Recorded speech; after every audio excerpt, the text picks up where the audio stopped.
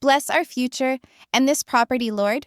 Father, assist us to utilize it in a manner that is pleasing to you. Forgive us for our sins, and thank you for all that you have done and are doing for us. It's been weeks now since the death of Garrison.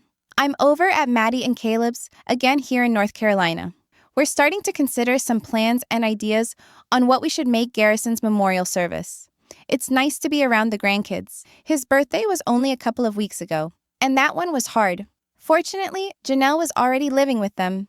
It's interesting how unexpected tragedy can really make you value the blessing of built-in family support. And perhaps it's just me.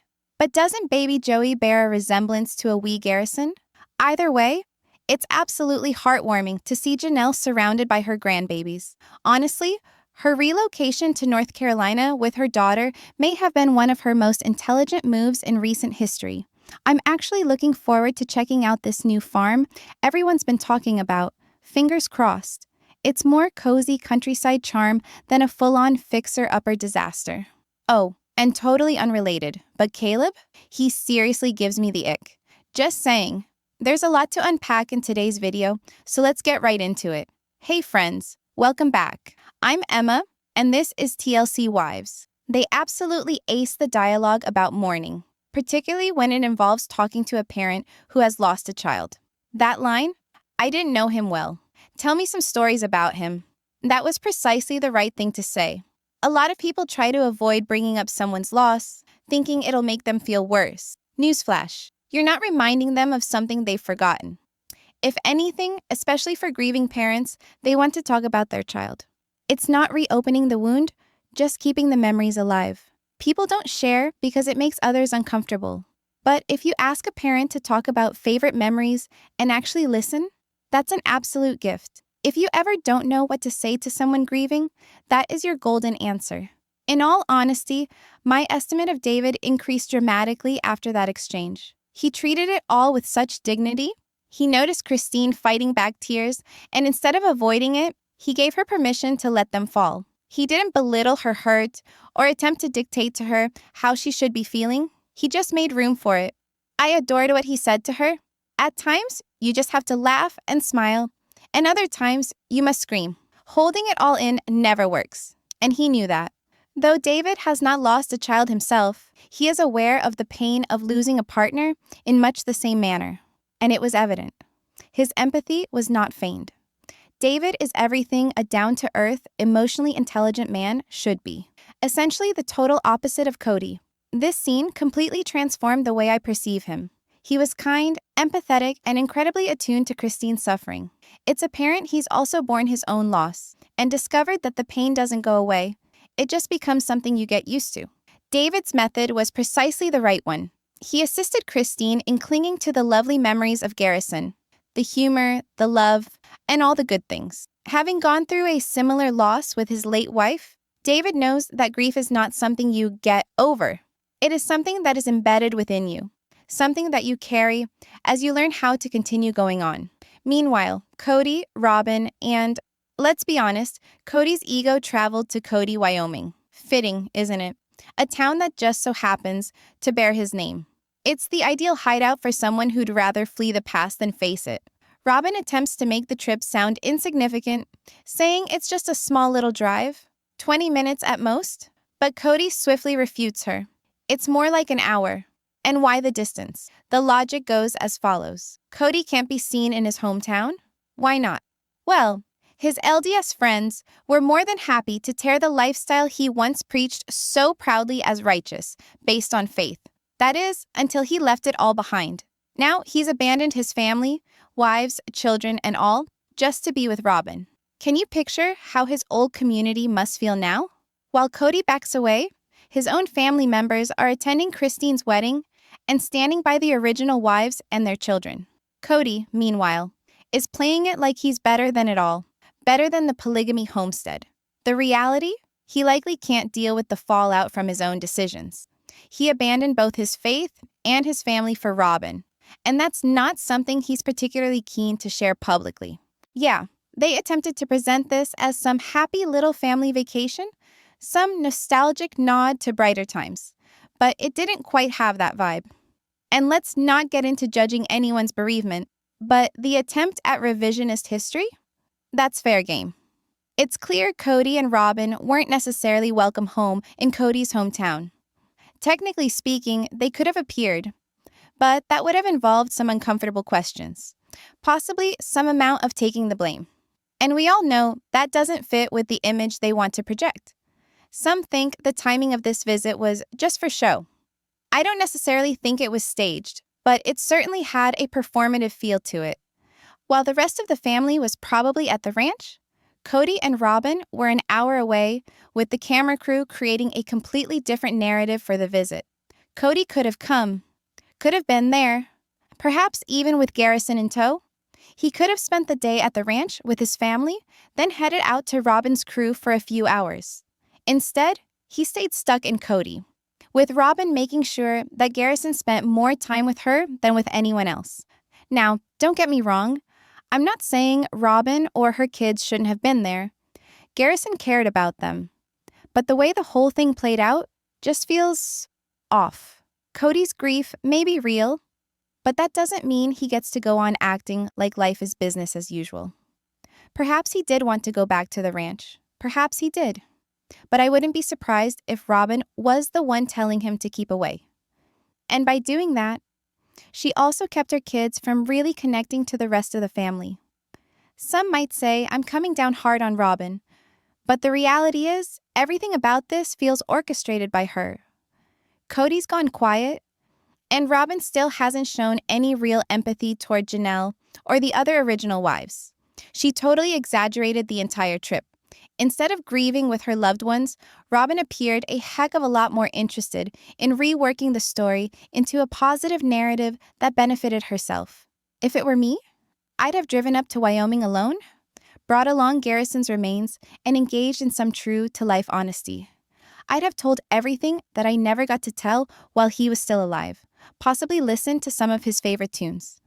But instead, Cody made the entire thing a family vacation, along with Garrison's memory tagging along and still ignoring him, both dead and alive. It's tragic, and really, it says a lot about where his actual priorities are. Cody and Janelle ought to have gone that trip alone, just the two of them, to bury their son. The memorial could be arranged later, but characteristically, everything had to revolve around Cody and Robyn. And others are not mistaken when they accuse Cody of turning Garrison's death into something about himself. He has allowed Robyn to call the shots, and he has followed along willingly every step. He hasn't even bothered to call his other children, or the women he used to refer to as his wives. If I were him, I'd be leaning on the mothers of my children. I'd want to commiserate with each other, comfort one another, grieve together. But Cody? He's too busy being fed a story by Robyn and too busy playing the victim. And that's equally as much his fault as it is hers. Robyn's attitude since Garrison died has been completely abysmal. The manufactured tears, the constant coddling of Cody as if he's the only one who's losing anything, and that narcissistic remark about how the burial wasn't about her, despite the fact that she somehow still managed to make everything about her.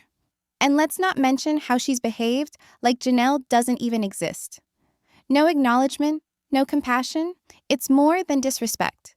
Then there's her consistent behavior of shutting off her kids, like the time she caused unnecessary drama over a straightforward sibling group text regarding Christmas presents. That single act created a huge divide between Cody and his kids, particularly Garrison and Gabriel. Good job. And during the pandemic, Robyn's family imposed all those outrageous rules, only to have their nanny contract COVID. Yes, the same nanny Cody was excusing as he scolded his other children for daring behavior. It turns out the nanny who was coming and going in their household wasn't even following simple precautions. Meanwhile, Cody was screaming at his sons for hanging out with their brothers. Typical Robyn. And to put the cherry on top, she's shopping, doing errands in lockdown, gets pulled over for speeding. No masks, naturally. Barry's out there yelling at police officers, and Robyn can't even bother to tell her kid to knock it off. What a fine example of parenting. It makes sense now that all those regulations weren't so much about safety. They were about control, keeping Cody attached to her and her family. And yet, the other wives at least had the decency to call in on Janelle or inquire about her health. Robyn? She's too busy being queen of passive-aggressive plays to even exhibit an ounce of real empathy toward anyone beyond her bubble. It's way overdue for Robyn to man up, take responsibility, and at least show some public condolences to Janelle. Now, about the memorial room. Honestly, I didn't anticipate crying this episode, but then they cut to that tribute room at the Humane Society, and, well, here we are. I was keeping it together, barely, until they panned over that memorial area. I had this moment where I thought, okay, maybe there'll be a plaque or something small, and boom, there it was, completely done. A whole room and a plaque already installed. That was it for me. I lost it. How do you even emotionally process that? Massive love to the Humane Society staff, and the cats too. And rest in peace, Garrison. And also, huge respect to the Humane Society woman. She knew just what to say to comfort Janelle. But when Janelle started crying in the middle of a sentence and Savannah jumped in and completed her words, I was done. Finished. And that picture of Garrison clutching his cat, smiling like a goof with that huge grin, utterly heartbreaking. Taken too young, but not at all forgotten. And then Robyn. I never wished so desperately to punch my screen like when she made that opening her mouth. Cody can't even touch the nerve she strikes. A death changes you, she tells us. Oh yeah, just any death? Not a child's? Not Cody's kid? To her, Garrison is not a cherished son or mourning sibling. He's a nuisance. Someone who could distract Cody from her long enough to form real relationships with his other kids. And we can't have that. Now can we? And then, because she can't possibly sound any more tone deaf, she adds, I think the graveside service will be really sad. Gee, you think? Revolutionary stuff, Robyn. It's a cemetery. Immediately after someone died.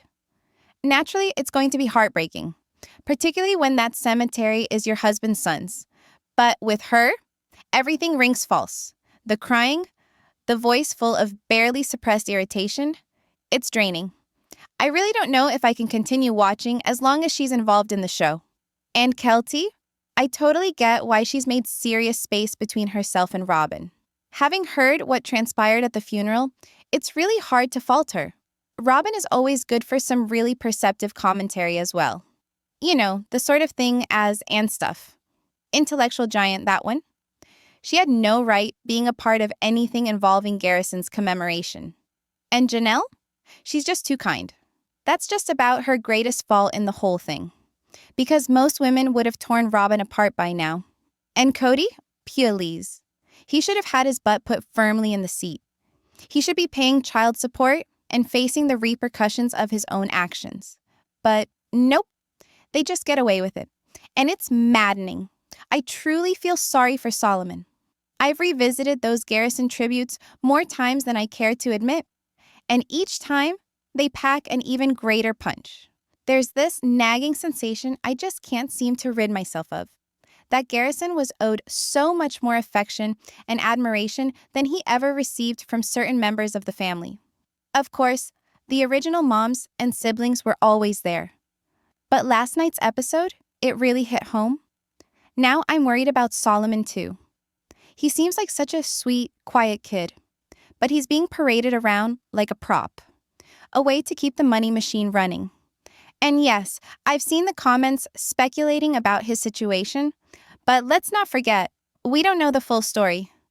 Before the move to Flagstaff, the kids were everywhere in the show. Multiple days per episode, full storylines. Now, we're lucky if Solomon even appears in a single scene with a line or two. It's like he's fading into the background, and not by choice. It's not like the cameras are following Solomon day in and day out. What we're getting is a tiny edited sliver of his life. One carefully curated snapshot stretched across an entire episode, mixed in with 5 other plot lines to make it feel like more time has passed than it really has. Let's be honest, Solomon's a preteen boy, Naturally, he's not as relaxed in front of the camera as some of the other kids later got. He hasn't established the same level of rapport with the crew that the others had through years of shooting. So while we might be dying to make an educated guess on what's truly happening in his universe, all we have are a few hours worth of video to draw conclusions from, broken up across months. That's hardly sufficient to know the entire picture, no matter how much we might replay it. And yeah, Robyn and Cody suck, but Solomon, we quite simply don't know what is happening behind shut doors. Now, as for the rest of the drama Mary called Janelle, no shock there. That's just who Mary is at her core. She shows up with food, comfort, and that old-school sister-wife loyalty. Christine's also been in contact with Janelle. She's obviously stepping up too, and honestly, it's nice to see. But Robyn? Radio silence. Have we even heard her say Janelle once? In any context this whole season? She was supposedly trying to keep Janelle as a sister wife. But when on earth did that ever happen? Because I don't remember either of them ever saying that aloud. Not even once. Let's face it, even Robyn most likely knows her appearing would be more of an interruption than anything. No one there would have been comforted by her being there, except perhaps Cody. Mary and Janelle, in spite of it all, have that deep, complicated history. They've fought, yes, but there's a connection there. A genuine one. I think they actually do care about one another when it matters. Robyn? She doesn't carry that history. She doesn't share those roots. I don't think anyone really considers her family anymore, not like the others. So yeah, perhaps Robyn ought to have reached out. But also, would that really have done anything? Would it have felt genuine? Most likely not. And deep down, I think she realizes that. That's probably why she stayed away. She knew she wasn't welcome. And as for Mary and Janelle's history, it goes deep. Like pre-Cody deep. Janelle actually knew Mary's family before Cody was even a factor. They've been to hell and back together. Years of history, of shared suffering, and weird happiness and messy love. And that's something Robyn will never be able to pretend to do, no matter how many tears she can force out in front of the cameras. Your gut is on point. And no, you're not being cruel. You're being astute. What you're unraveling here isn't solely reality TV fodder. It's human psychology, loss, and the gradual disintegration of a profoundly flawed dynamic that has been simmering in the background for years. Will Cody resent Robyn? Yes, if he doesn't already. It's only a matter of time. Cody can be ego-blinded and full of pride. But even narcissists reach an impasse when grief penetrates the self-image that they so painstakingly sustained. The death of Garrison is not only a tragedy, it's a mirror. And in that contemplation, he'll begin noticing all the birthdays that passed by, tense talks, and the wedge that insidiously crept between him and his children, with Robyn right in the center of it. He holds on to her now because she's his final supporter. The others, Christine, Janelle, even Mary, have drifted away, each one of them in a steady progression. His kids are emotionally estranged or simply distant. Robyn is the final strand keeping alive the fiction that he didn't blow it all. But strands unravel. And resentment? That corrodes even the tightest emotional band-aids. Robyn leaving Cody. That comment she made about grief changing people wasn't nothing. You're absolutely right to have caught it on the second watch. That's not just filler language. That's what people say when they're preparing themselves, and others, for a shift. She's building a narrative she can use to justify walking away, or at least emotionally disconnecting. The disorder she used to keep Cody on a leash might begin to lose its hold as his sorrow becomes more complicated and uneasy. The pattern is changing. Cody's already had those glimpses of self-doubt, such as when he said the COVID protocols weren't worth the backlash. That wasn't regret. It was the beginning of the end of the facade. The more he laments, the further those fractures will spread. And when he begins to seek out someone to fault, literally fault, Robyn's going to be squarely in his sights. To your last comment, you're not overinterpreting. You're perceiving what the edit does not clearly declare verbally. Grief, then, would be the one factor that maybe makes Cody at long last accept what he has lost. His son, to start, but more his overall reputation. And if Robyn won't derail him from acknowledging this, she will probably not wait to observe the consequence.